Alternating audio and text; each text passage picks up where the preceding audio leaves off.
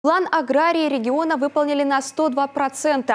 На одну голову заготовили 23 центнера кормов, при том, что средний показатель по России всего 16 центнеров.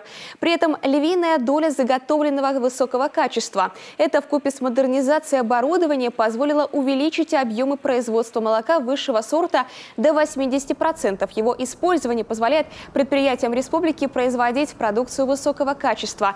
Сухое молоко в ее составе отсутствует, порадовал и урожай картофеля. Клубни собрали в 2 раза больше, чем годом ранее. Причем хорошие показатели и у крупных хозяйств, и у фермеров. Тем временем сельхозпредприятия Коми уже начали готовиться к будущей посевной. По предварительным расчетам на нее понадобится 180 миллионов рублей. Глава попросил обратить особое внимание на работу по возвращению в оборот сельхозземель.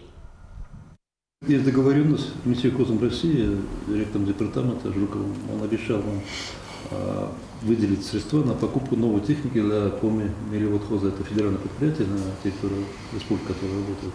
Ну, там на предел 15 миллионов он решает. Это понятно, свои предприятия тоже ведут эту работу. И многие у нас зависят в том числе и от своих мощностей. Поэтому, конечно, они на всю республику разорваться не могут.